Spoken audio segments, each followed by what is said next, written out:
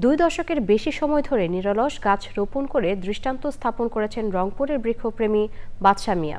নিজস্ব অর্থায়নে রোপণ করেছেন ফলদ, ঔষধিসহ নানা জাতের 30,000 গাছ। পরিবেশ প্রতিবেশ রক্ষা ও পুষ্টি চাহিদা পূরণ সহ রোপিত গাছ হয়ে উঠেছে পাখিদের নিরাপদ আবাসস্থল। এহসানুল হক সুমনের ভিডিওচিত্রে মেরিনা লাভলির রিপোর্ট। আম, জাম, কাঁঠাল, জলপাই, চালতা, তাল সহ নানা ফলের গাছে সুশোভিত সানেরহাট বড় দরগার 2 কিলোমিটার সড়ক।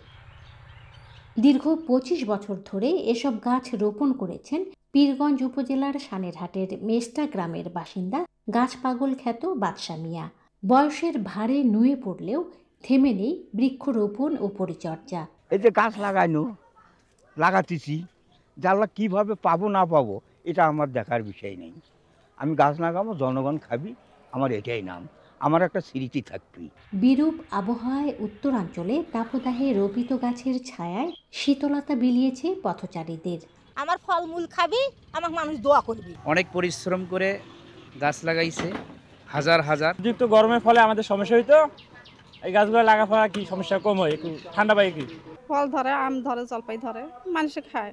সবুজ শ্যামল প্রকৃতি গড়তে বাদশা মিয়া সহ বৃক্ষপ্রেমীদের যথাযথ মর্যাদা প্রদান জরুরি মনে করেন সুধীজনদা। বাদশা মিয়ার মতো আরও ব্যক্তির বর্গের উন্মেষ ঘটা দরকার।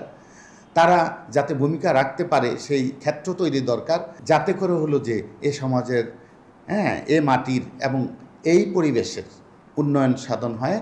নিরাপদ ধরিত্রী রক্ষার অভিযাত্রায় প্রকৃতিপ্রেমী শ্রমজীবী বাদশা মিয়ার পাশে দাঁড়ানোর আহ্বান সংশ্লিষ্টদের।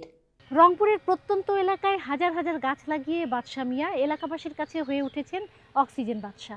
বিশেষজ্ঞরা বলছেন বাদশার এই মহৎ দৃষ্টান্ত জলবায়ু পরিবর্তন মোকাবেলায় গুরুত্বপূর্ণ ভূমিকা রাখবে।